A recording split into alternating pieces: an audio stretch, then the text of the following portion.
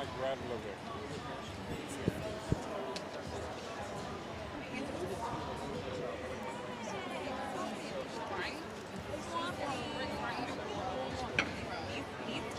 It's all talking to me. Okay. What would you advise somebody getting in the business today? What would you recommend? Because people are having a tough time, that kind of thing. And then you mentioned Lucy and maybe Larry Hagman, some of the people that really were helping you early on. Just trying to give people a little bit of help, motivation, and stuff like that. The acting. No, I'll be right here. Can I? Right here? No, I'll hold it No, right here. right You here. just talk. Okay. the. I guess, yeah, acting is a business. I have to think of this. And you're asking me how people. Well, when you got in the business, remember, what did it take? Did you study? Did you persevere? How many rejections? All that kind of stuff. Well, I think in any business you have a lot of rejections. But if you have studied and if you know your craft, your self-worth is good enough and high enough that you won't pay attention to the rejections. I learned early on that many of the rejections had no worthiness. they weren't worthwhile. In fact, my very first interview in Hollywood was with a man who told me to go home, that I was a very pretty little girl, but I wasn't pretty enough. And I was much too nice to be in Hollywood.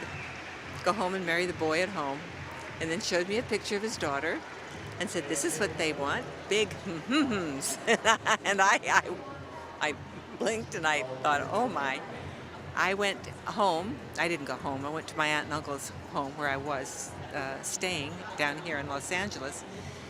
And I started to think about it. You can't have all beautiful people in films. You need the character actors. You need the real stuff in there with it. And what was he talking about? Go home. I already was a member of Actors Equity. He didn't ask me if I sang. He didn't ask me if I had studied or where I studied. So I threw that rejection away early on. That was thrown away. That's great. Now, you mentioned Lucy. Yes. Because somebody might watch this in New York in 2 months and they wouldn't have known what you said on the stage. So bring up Lucy and the character, the class she had and that.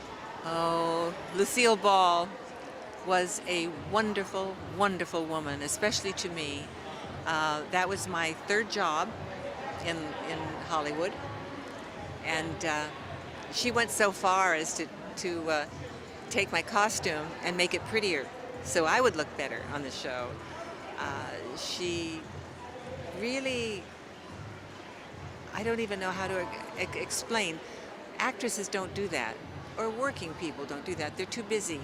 They're too busy doing other things. She went out of her way. She was very gracious, very giving, wanted to sign me to a contract. And at the time, I had already tested at Fox, so I was unable to sign with her.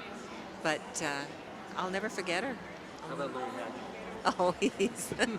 Oh, Larry is wonderful. He's crazy, but he is. I must say, of all the men I've worked with, Larry is the one. He's a fine actor, and his rhythms and mine seem to mesh. We just fall into it when we're together.